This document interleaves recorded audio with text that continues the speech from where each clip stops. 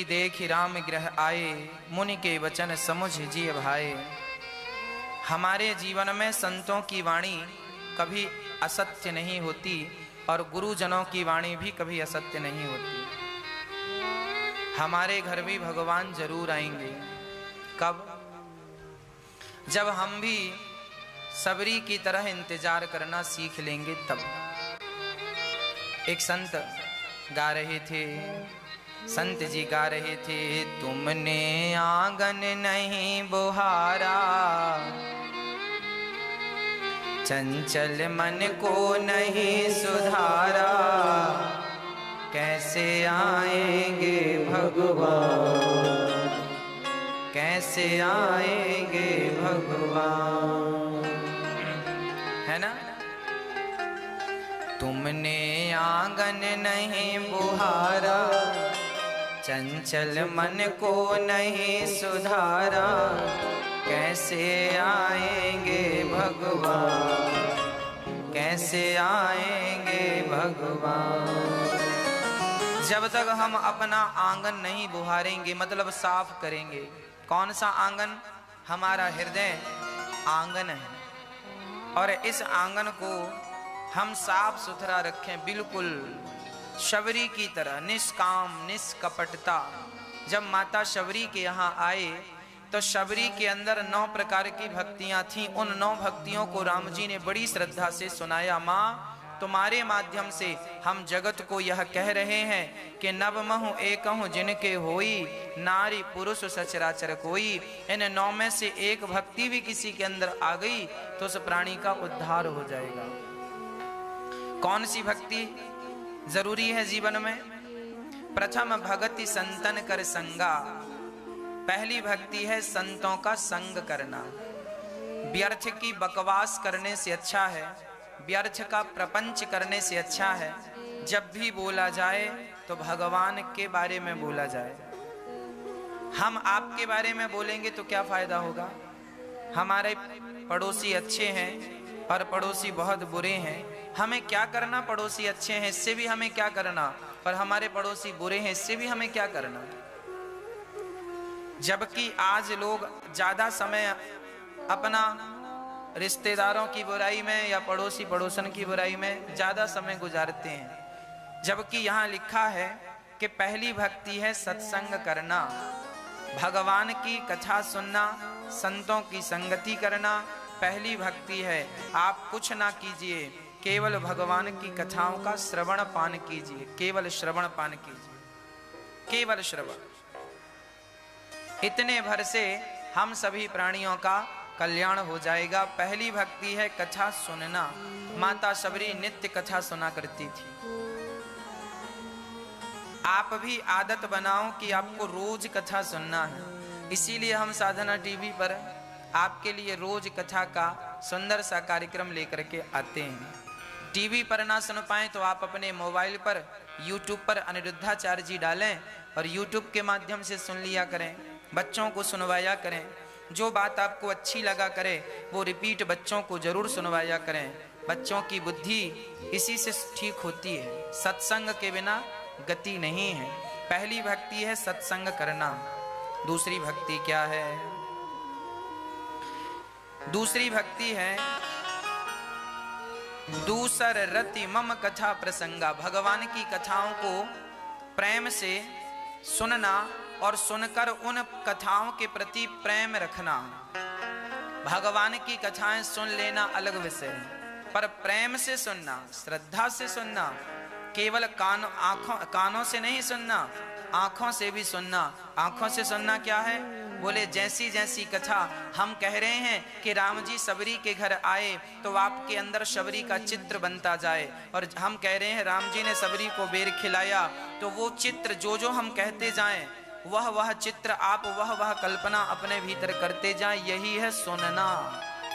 तो दूसर रति मम कथा प्रसंगा, कथाओं को प्रेम से सुनना, भाव से सुनना और उसे हृदय में समाहित करना, ये दूसरी भक्ति है। तो तीसरी भक्ति गुरुपद पंकज सेवा, तीसरी भक्ति अमान। तीसरी भक्ति क्या है? गुरुजनों की सेवा, हमेशा अपने गुरुजनों की सेवा करते रहना चाहिए।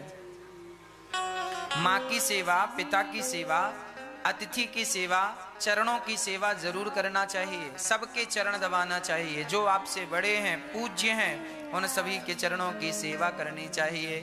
सेवा करने वाला, कहते हैं ना, जो सेवा करेगा मेवा खाएगा। अब सेवा नहीं करे तो मेवा कहां से खाए? इसीलिए बच्चों को चाहिए कि वो अपने से बड़े लोगों का, माता पिता का, गुरुजनों, अतिथियों का खूब चरण सेवा किया करें, चरण वंदना किया करें।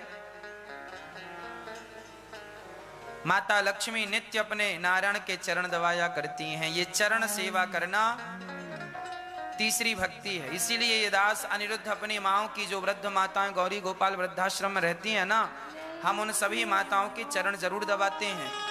माताएं तो कई बार मना करती हैं, बेटा मत दबाओ पाँव, बेटा मत दबाओ पाँव। हम कहते हैं, माँ आपको पता नहीं है, हमें पता है, इन चरणों में ही नारायण का वास है।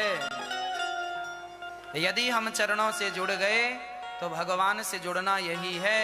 यदि आप चरणों से नहीं जुड़े तो भगवान से कभी नहीं जुड़ पाओगे। इसीलिए चरण सेवा करने से भगवान की सेवा मानी जाती है। आप किसी के भी पांव दबाइए, आप ये सोचकर मत पांव दबाइए कि मैं फलाने व्यक्ति के पांव दबा रहा हूं। आप ये सोचकर पांव दबाया करिए कि मैं नारायण के पांव दबा रहा हूं। तो पांव दबाएंगे यहाँ, पर फल मिलेगा भगवान नारायण के चरण दबाने का। मैं माओ के पांव नहीं दबाता, माओ के रूप में जो नारायण है, माओ के रूप में जो भगवान है, सर्वम खलविदम ब्रह्मा, मैं तो उस नारायण के पांव दबाता हूं। उदाहरण से समझिए एक बात को। हमने, आपका अपना कोई अमेरिका में है और उसे 10,000 रुपए की जरूरत है, तो आप क्या करेंगे? आप अपने पास की बैंक में जाएंगे और 10,000 रुपए उसके खाते में यहां डाल देंगे, तो अमेरिका में वो पैसे तुरंत पहुंच जाएंगे कि नहीं? वो वहां से तुरंत निकाल लेगा। हमने पैसे यहां डाले और पैसे वहां पहुंच गए। उसी तरह तो मैंने माँ के पांव यहां दबाए तो वहां भगवान के पांव दब गए, वो अपने आप वहां पहुंच गया। ये सेवा तुम माँ की नहीं कर रहे हो, माँ के रूप में जो ईश्वर है। इसीलिए तो कहते हैं माँ भगवान हुआ करती है।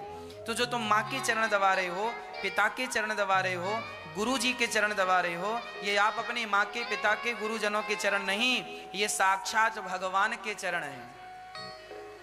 ये माँ के, पिता के और गुरु के चरण नहीं, ये हमारे गुरुदेव भगवान हैं जो आप टीवी पर देख रहे हैं।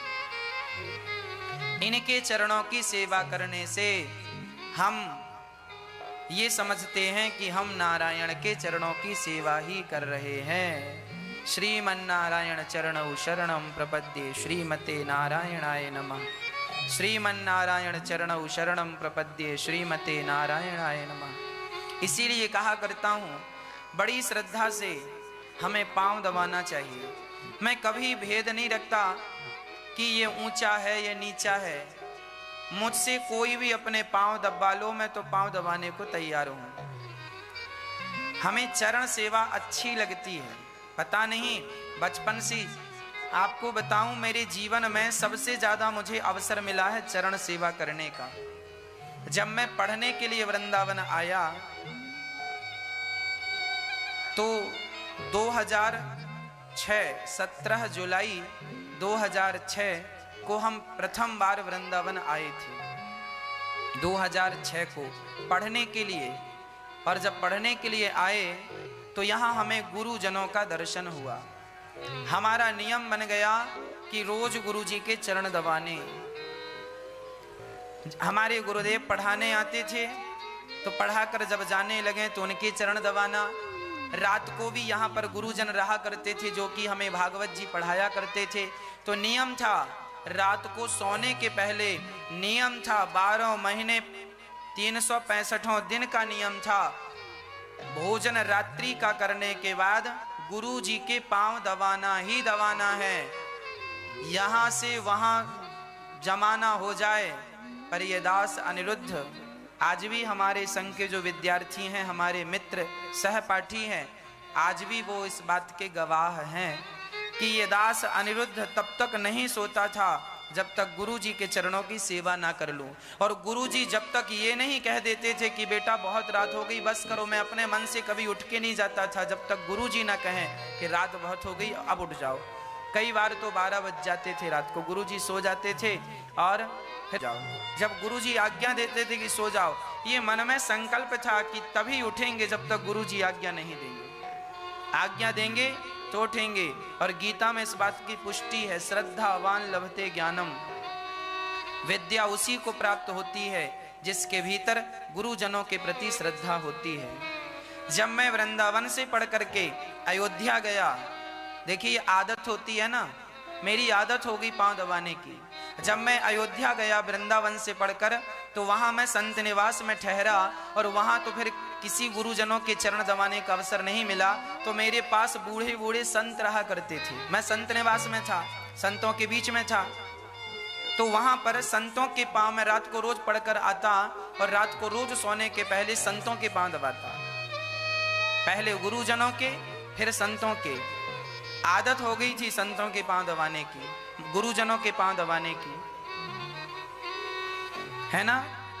फिर मैं अयोध्या में संत जनों के पांव दबाता रहा। उसके बाद बिहारी जी ने कहा कि अच्छा तुम्हारी आस्था चरणों के प्रति है, तो देखो इतना भाग्यशाली बना दिया परमात्मा ने कि आपकी तो एक माँ होती है, मेरी तो वर्तमान में 170 माएँ हैं और 170 माँओं के पांव दबाने का मुझे अवसर मिल रहा है।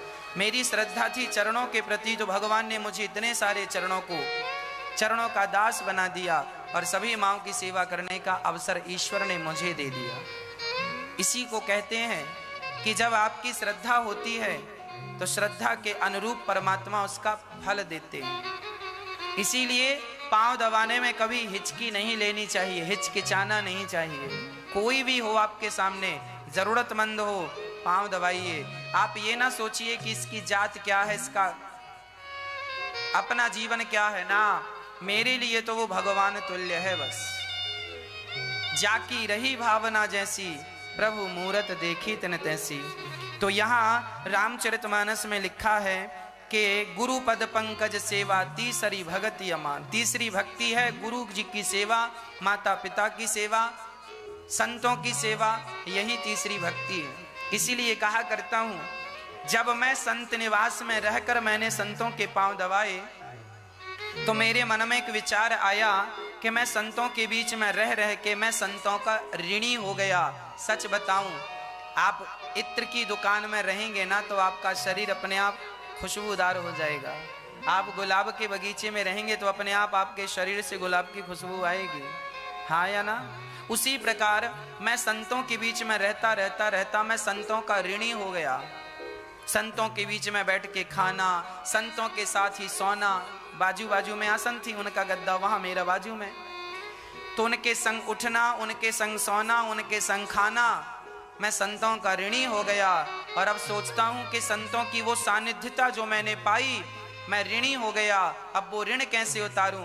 इसीलिए सोच रहा हूं कि संत निवास बनवा करके फिर से संतों को एक स्थान पर लाकर संतों की सेवा करके वो ऋण उतारा जाए। संतों के आशीर्वाद, संतों की कृपा, वो संत दिन रात राम राम जपने वाले संत थे। सुबह से शाम तक सीताराम सीताराम जपने वाले संत, बिल्कुल सरल सहज।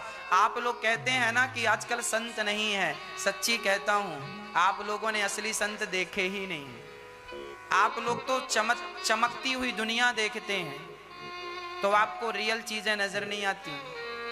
असली संत मार्केट में नजर ही नहीं आएंगे। अब ये बताओ, असली संतों को मार्केट में आने की जरूरत ही क्या है? वो तो एकांत में रहते हैं, किसी के पास जाते ही नहीं। फुटपाथ पर बैठे हैं, यमुना के तट पर बैठे हैं, सरयू के किनारे बैठे हैं और भजन कर रहे हैं। मधुकरिया जिंदगी जीवन यापन कर रहे हैं। मिल गया तो खा लिया, नहीं हरि का गुण गा रहे हैं। ऐसे संतों के बीच में इस दास को रहने का अवसर मिला। मेरा जीवन तो धन्य धन्य हो गया जब मैंने ऐसे संतों की सन्निकटता पाई और ऐसे गुरुदेव भगवान के चरणों को प्राप्त किया और आशीर्वाद प्राप्त किया। मेरा जीवन सफल हो गया। प्रिय भक्तों, आप भी, इसीलिए हम कहा करते हैं कि आप भी इन संतों की सन्निकटता को पाएं और हम आपको संतों का दर्शन कराएं। इसीलिए एक संत निवास बनवाने की जरूरत है। इसीलिए आप भी, बहुत सारे लोग संत निवास के लिए 1 गज 2 गज भूमि का आप लोग सहयोग भी कर रहे हैं। तो तीसरी भक्ति है संतों की सेवा, गुरु पद पंकज सेवा। तीसरी भगति अमान, चौथी भगति गुण गण, करहि कपट तज गान। चौथी भक्ति है कथा सुनाना। भाई सुराही को आपने कभी देखा है? सुराही नहीं जानते?